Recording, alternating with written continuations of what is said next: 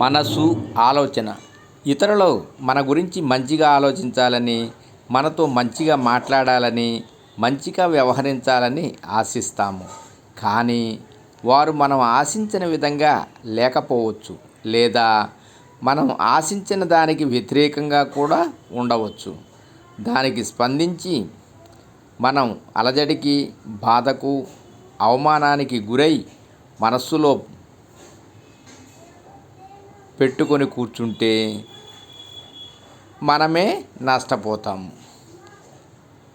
ఇతరులు మనతో మాట్లాడిన విధానము, ప్రవర్తించిన విధానము ద్వారా వారు ఎవరన్నది వెల్లడిస్తారు, మీరు ఎవరన్నది కాదు. కనుక వ్యక్తులు మీతో అమర్యాదగా ప్రవర్తించినప్పుడు దాన్ని వ్యక్తిగతంగా తీసుకోవద్దు. కొందరు కొన్ని సంవత్సరాల వరకు కూడా ఇటువంటివి మనసులో పెట్టుకొని కూర్చుంటూ స్వయానికి ఎంతో నష్టాన్ని కలుగజేసుకుంటూ ఉంటారు. జ్ఞానబలంతో మనం ఇటువంటి నష్టాన్ని అధిగమించగలం.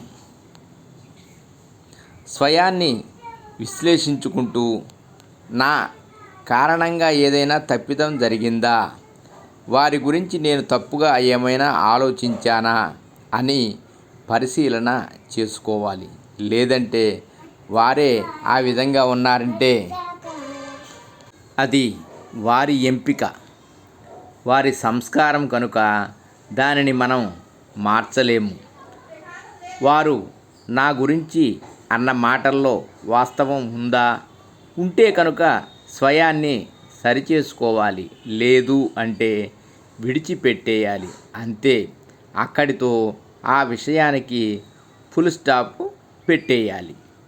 మనసులో పట్టుకొని కూర్చోరాదు. తద్వారా మన నుండి ఎదుటి వ్యక్తికి ఆశీర్వాదాలే వెళతాయి.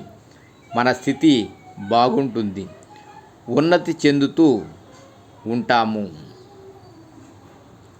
అలా కాక సంబంధిత వ్యక్తికి భౌతికంగా దూరంగా ఉన్న మన ఆలోచనలు అయితే సంబంధిత వ్యక్తి గురించి నడుస్తూనే ఉంటాయి. ప్రయోజనం ఏముంది?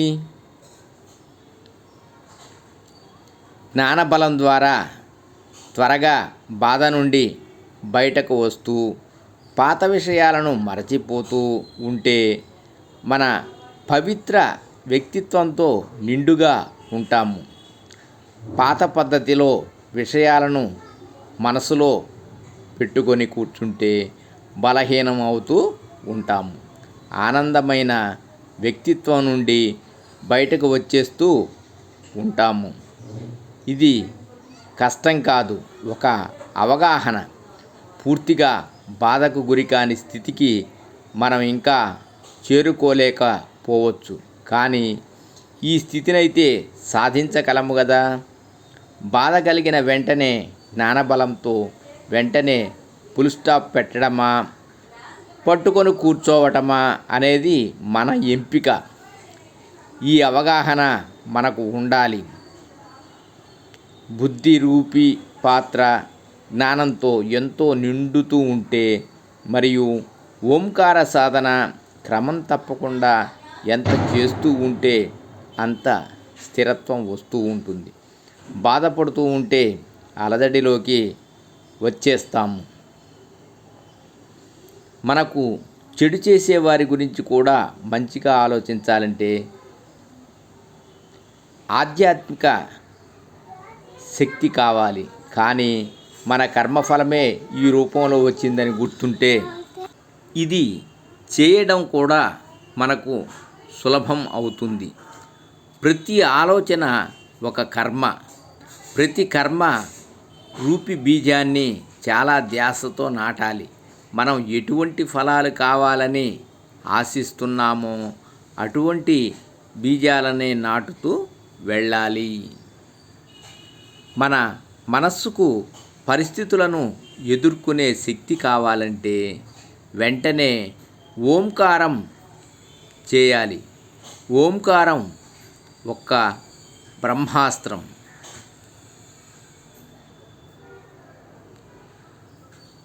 సర్వం శ్రీకృష్ణార్పణమస్తు. సర్వే జనా సుఖినో భవంతు. లోకా సమస్త సుఖినో భవంతు. శుభం భూయాత్. ఓం శాంతి శాంతి శాంతి.